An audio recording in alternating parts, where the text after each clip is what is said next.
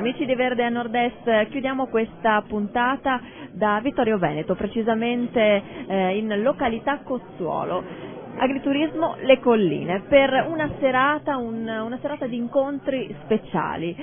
Io sono insieme, do il benvenuto a Giuseppe Candin, titolare di questa azienda e anche presidente regionale di Turismo Verde, che è l'associazione della CIA, appunto, che riunisce gli agriturismi. Do il benvenuto alla mia sinistra anche a Renato Trevisan, insomma poi avremo modo di parlare insieme a lei. Uno degli ingredienti di questa serata è l'arte.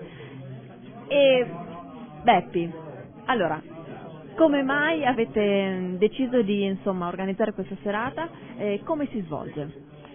Ma questa serata è una serata appunto con degli artisti, scultore in questo caso, autore nell'altro di Mauro Corona, perché riteniamo che la storia, la cultura e l'arte si sposino benissimo con l'agricoltura. Di conseguenza abbiamo prodotti di prima qualità sia nell'ambiente artistico e sia nell'ambiente agricolo, perché abbiamo i prodotti di qualità. Questa sera abbiamo per esempio il risotto con le erbe raccolte spontanee dal campo, cioè tutti i prodotti di qualità. Però lo scopo della serata è anche benefico. Sì, è anche benefico perché riteniamo che in questo modo si possa aiutare quelli più sfortunati di noi che hanno dei bisogni impellenti o di una carrozzina o di altre cose per perlomeno giostrarsi e poter lavorare in qualche maniera e muoversi, perciò noi in questo caso diamo una mano a quelli più sfortunati di noi. Ecco, nello specifico mi pare l'associazione APE, vero? L'associazione APE, sì, che difatti noi con Davide Cervellin e la nostra associazione, la Confederazione Italiana Agricoltori e Turismo Verde, collaboriamo appunto per creare questa sinergia. Vogliamo ricordare ancora una volta agli amici che ci seguono da casa come l'agriturismo sia un po' il biglietto da visita del nostro territorio.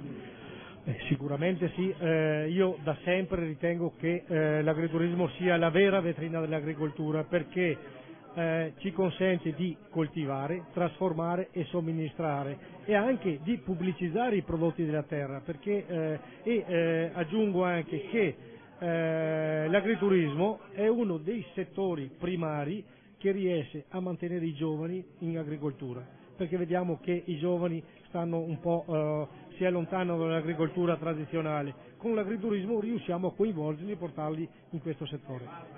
A proposito di giovani, ci sono anche giovani artisti che per questa serata hanno dato il proprio contributo, come appunto Renato Trevisan. Abbiamo portato qui alcune opere che sono state fatte nel 2010 e nell'ambito del progetto Bios Arte, un laboratorio di idee in cui realizziamo delle opere in marmo e vetro, e appunto sempre in un contesto di lavoro manuale. Cosa vi fate ispirare? Forse da queste meravigliose colline che si possono vedere anche qui dall'Agriturismo Le Colline? Sì, certamente un ambiente naturale è fonte ispiratrice primaria della creazione delle nostre opere e una ricerca comunque dell'umanesimo, una ricerca sempre